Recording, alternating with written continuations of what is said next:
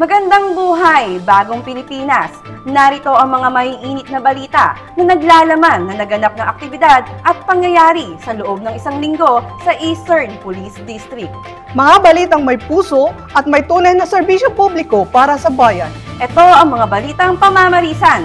Patnubay mo sa silangan. Ngayong araw ng Undas, mahigpit ang seguridad na pinapatupad ng Eastern Police District sa mga pampubliko at maging sa mga pribadong sementeryo dito sa Metro East. At isa na nga dito ang Pasig Catholic Cemetery kung saan unti-unti na ngang dumadagsa ang mga tao. Makikita natin ang ating mga kapulisan na nakaantabay at nagbibigay ng police assistance sa ating mga kababayan. Ilang araw pa lamang bago ang Undas ay nagpakalat at nakaalerto na ang mga kapulisan ng EPD sa mga sementeryo upang magbigay seguridad sa lugar at maging sa publiko na maagang bumisita sa puntod ng kanilang mahal sa buhay. Sa ngayon, November 1, ang pagdiriwang natin ng Undas ay peaceful po dito sa Pasig Catholic Cemetery. Dahan-dahan pong dumadagsa yung mga tao, patuloy po. At isiguraduhin po natin na hanggang matapos yung Undas is patuloy po natin ang pagbibigay serbisyo dito po sa Pasig Catholic Cemetery po. Bago pa man pumasok ang mga tao sa loob ng sementeryo, mahigpit nang sinusuri ng mga bantay ang mga kagamitan na dala ng ating mga kababayan. Alinsunod sa patakarang mahigpit na ipinagbabawal ang pagdadala ng mga bladed weapons, baril, alak, loudspeakers, mga binibentang pagkain at iba pang prohibited items na maaaring magdulot ng pinsala sa lugar upang mapigilan ang anumang krimen. Personal namang nag-ikot ang Deputy Regional Director for Operation ng NCRPO, Police Brigadier General Ponce Rogelio Peñones Jr., kasama si Police Colonel Villamor Q. Tuliao, Officer in Charge ng EPD, sa mga sementeryo dito sa Metro East. Pinaalalahanan ang kapulisan na maging laging handa, mapagmatyag at alerto upang makapagbigay ng mabilisang aksyon sa anumang hindi inaasahang pangyayari para sa kaligtasan ng publiko. Ang pagbibigay seguridad ng ating kapulisan ay magpapatuloy pa hanggang sa matapos ang araw ng Undas.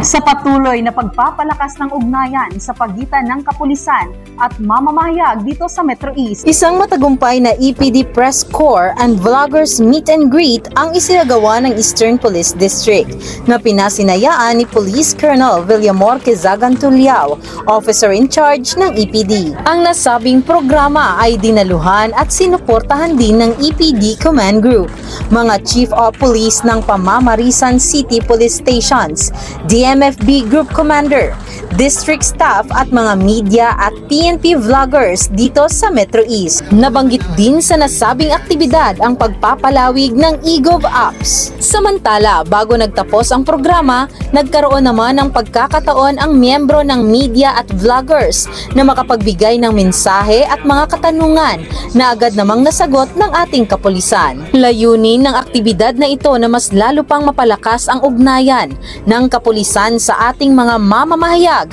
at maiangat ang mga magagandang programa at mga kwentong kabayanihan ng ating mga kapulisan.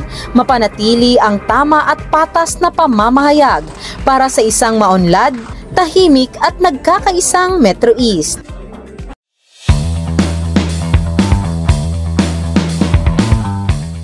October 28 taong kasalukuyan, nakatanggap ng report ang Pasig City Police Station ng isang shooting incident na naganap sa Feliciano Street, Barangay Sagad, Pasig City. Ito ay nagresulta sa pagkamatay ng isang lalaking biktima. Agad nagsagawa ng investigasyon ang nasabing himpilan. Itinuro ng isang witness na nakasaksi sa nasabing pamamaril ang suspect na kilalang personalidad na si alias John Wayne na nakaalitan nitong biktima bago naganap ang pamamaril.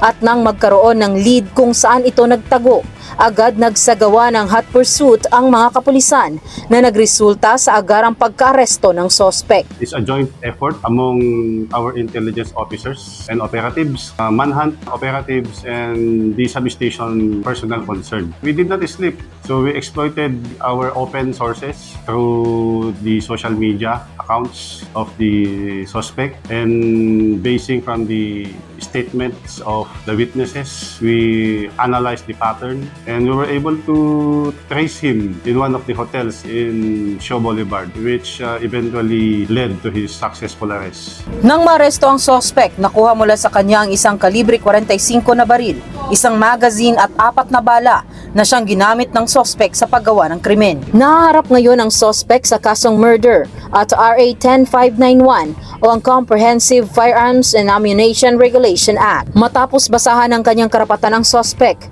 dinala ito sa Pasig City Custodial Facility para sa kaukulang eksaminasyon at disposisyon.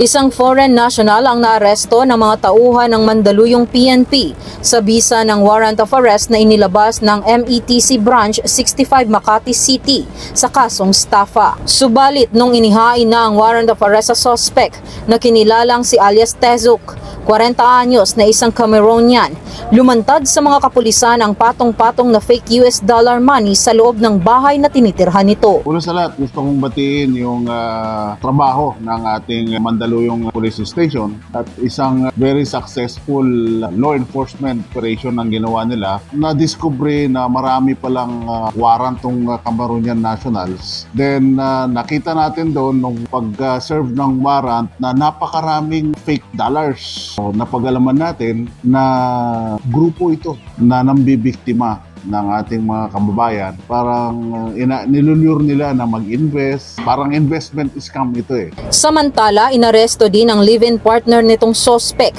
na kinilalang si alias Coley, na isa ring Cameroonian national dahil sa pagbibigay nito ng maling impormasyon sa kapulisan. Maliban sa kasong estafa, nahaharap ngayon si alias Tezuk sa paglabag sa Article 168 o illegal possession and use of false treasury or banknotes and other instruments of credits. Samantalang si alias Coley naman ay nahaharap sa paglabag sa Article 178 o concealing through name at resistance and disobedience to a person of an agent of authority. Sana magpatuloy yung ating pagiging masigasig para mapag-anuhan natin itong ganitong mga criminal activities.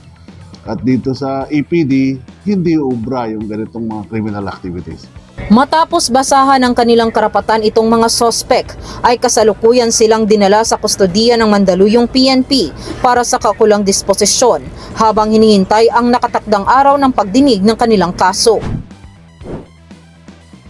Arestado ang lalaki na isa sa mga suspect na tumangay sa motorsiklo ng isang babae sa kahabaan ng A. Mabini Street, Barangay Addition Hills, San Juan City. Matapos may report ang insidente sa Substation 2 San Juan City Police Station, agad nagsagawa ng follow-up operation ang mga kapulisan. Sa tulong ng mga CCTV footage ay madali ang natunton ng mga otoridad ang suspect na kinilalang si alias Makmak, 41 anyos, at residente ng Barangay San Perfecto, San Juan City. Ayon sa investigasyon, napag-alaman na meron nang naging record ang nasabing suspect sa pareho ring kaso at naging modus na nila ang pangbibiktima sa mga karatig na syudad. Matapos basahan ang kanyang karapatan ay diretso kulungan na itong suspect at nasa kustodiya na ng San Juan PNP.